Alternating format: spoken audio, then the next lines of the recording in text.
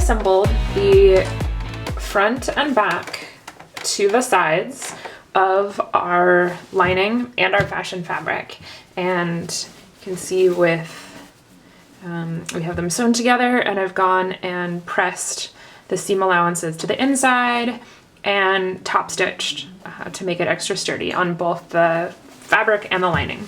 So now we get to do what some people might find the intimidating step, which is inserting the zipper. And putting in a zipper really doesn't need to be scary. It just requires a little bit of precision. But even then, because we are going to have some of our zipper tape exposed at the top, it actually takes some of the pressure out and makes this an easier zipper to insert than inserting a zipper into most garments, because in most garments you're wanting to actually completely hide the zipper tape. But here we're having the zipper tape visible, so really it's just not that hard. We want to start with the zipper. I like to work with it unzipped, and some zipper, like this actually separates all the way, but I'm not going to completely separate my separating zipper because I find that I end up making more mistakes sewing the wrong part of the tape to the wrong part of the fabric. So I like to keep the tail attached, even if it is a separating zipper, while I work with it, just to reduce some of the stress of figuring out the orientation of the zipper, because that's the only slightly complicated part. So we want to take, just like any other sewing, right side of the zipper to the right side of the fabric. And in this instance, another thing that can sort of help you visualize it is if you have your zipper zipped up, hold it in place like you would actually be, like the zipper would go into the finished bag. So if I have that there, I know I can just, this is how it's gonna fit in the end, and just flip it over so it's right sides together. And then from there I can sort of unzip a bit so it's easier to work with. But holding this in place so I know that I have the right orientation. The only tricky thing is we want to start with the very top of the zipper. It needs to be 1/2 inch down from the top of the bag. And so we could take a measuring tool, because we're going to have a seam that eventually on the finished bag was going to be finishing this edge at 1/2 inch. So this zipper stop needs to be, the end of it needs to be 1/2 inch or just barely over that, below this top part of the bag. So I have here, it's measuring 1/2 inch, and can make the zipper stop and just below that. It's okay if your zipper stop doesn't end up flush against the seam. This will just, give me, I've got 1/8 of an inch of wiggle room, kind of makes things a little easier. And then the other thing to consider is that we need the zipper teeth to be more than 1/2 inch down from the top of the bag. Because our seam allowance is 1/2 inch, we want to make sure that we're not sewing into the teeth or even sewing up right next to the teeth, because that just gets, a little fussier and harder to work with. So again, I can measure 1/2 inch, and that puts me sort of stitching kind of in the middle of the zipper tape here if I have, if I have it spaced like this, and I think that works. So I'm just going to go through and pin it in, making sure that I'm leaving the same distance from the edge of the zipper tape to the top of the bag all the way around. And so doing this, I don't have to measure the distance to my stitch line the entire way, because I'm keeping the spacing of the zipper tape to the top of the bag consistent. You may find that you're going to get some wrinkles in your tape as you go around the curve, and that's fine. It's because you're putting a straight zipper tape, pinning it around a curved seam here. after we stitch this in, we're going to go ahead and notch the seams to allow it to relax a little. So you just don't worry about the little ripples because we're going to deal with them. But you do want the seam line is where you want the fabric to be matching all the way around. And so when we think about that, it means that we're not trying to get the end of the zipper tape flush against the bag. We want this seam line is what's going to be flush against the bag and matching in the seam line. So again, like when we sewed the inset into the bag, the fabric amounts matched up at the 1/2 inch seam line, but the fabric that was in the seam allowances was different widths, and that's fine. And so you just want to sort of keep that in mind as you insert the zipper, as you pin the zipper in. So I've pinned in 1/2 of the zipper. I'm now gonna go ahead and baste this in, and then we can come back and I can tell you some tricks for successfully putting in the other side of the zipper. To baste the zipper on, and for when we actually sew the zipper on as well, I have changed my presser foot to a zipper foot. And what this does is just allows the needle to get closer to the zipper tread without bumping into it. If we were to use the standard presser foot, when we have that on there, the presser foot kind of catches and gets caught and bumps up against the teeth of the zipper, which prevents how close we can actually get that seam to the zipper tape. If you don't have a zipper foot available and you absolutely have to, you can use a normal presser foot and move your needle as far to the left as you can with your standard presser foot. But I think working with a zipper foot makes things a lot easier. So I'm going to go ahead and baste this on. I'm going to put my basting seam just less than 1/2 inch because 1/2 inch is our final seam allowance.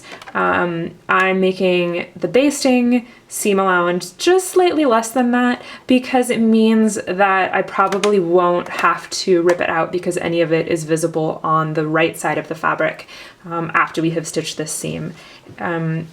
You know, it's totally fine to do it right at the 1/2 inch and just know that you will probably have some of it visible on the right side when you stitch this and need to remove the basting.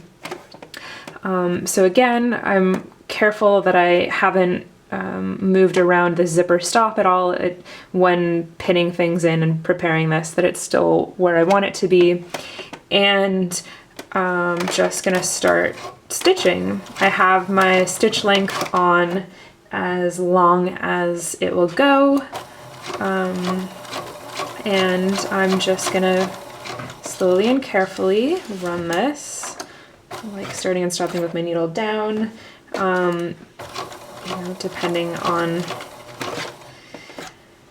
your comfort and your machine, you can remove the needles or the pins either right before you get to them or stitch over them as you go. I never stitch over pins if I'm stitching quickly, but if I'm going really slowly, it's usually okay for the machine. Again, this depends on the machine. Some machines have a harder time with it, more likely to snag on the pin, so know your machine. And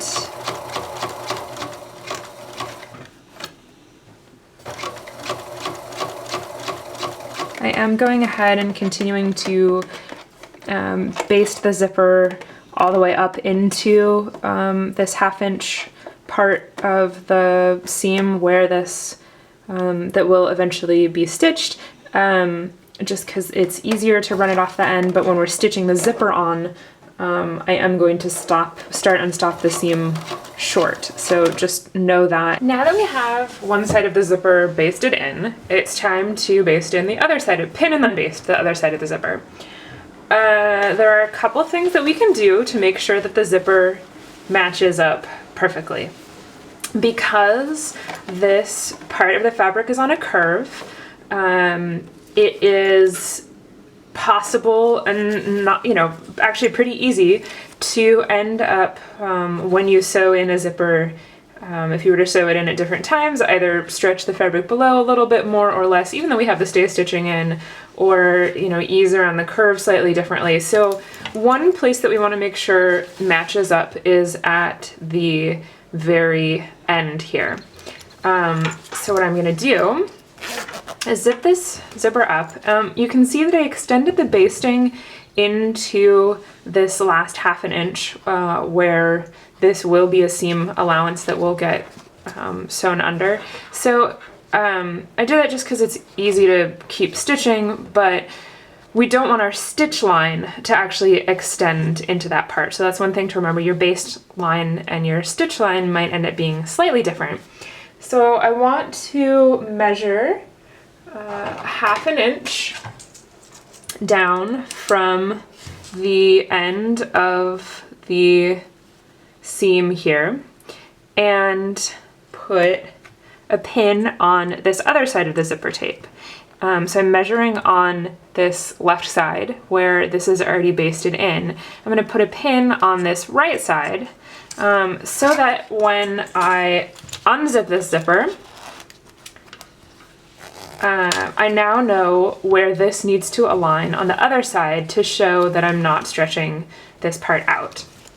As I mentioned before, I like to zip my zipper up, look at my purse, how this is going to look when it's all finished, so I'm sure I have the orientation correct, and then unzip the zipper and immediately fold so that they're right sides together. So now I know that things are matching.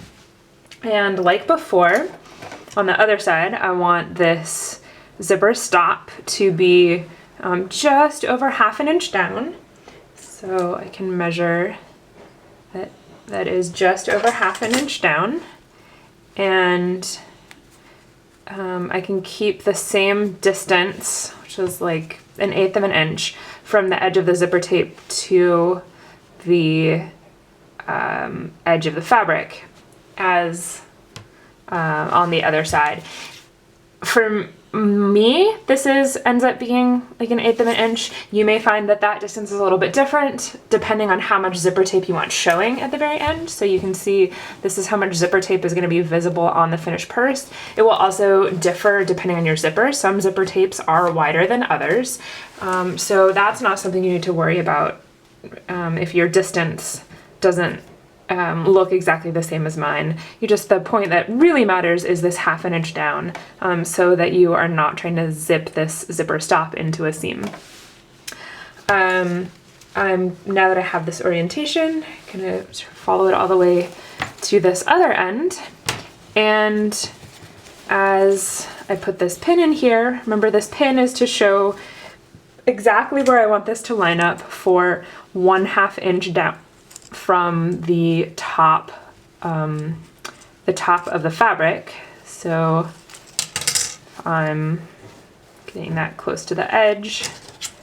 This distance between the edge of the fabric and this part of the seam, or this part of the zipper tape, is 1/2 inch, so I'm going to pin that in place. So now I know that this is the amount of zipper that needs to ease over this amount of seam, and I can just continue to place pins all the way across so that it's pinned in place, and then I'm going to go through and stitch the seam just like I did on the other side. But it's important that you have both ends of the zipper matching because you really don't want this seam to be stretched out on one side and end up with your zipper sort of distorting or crooked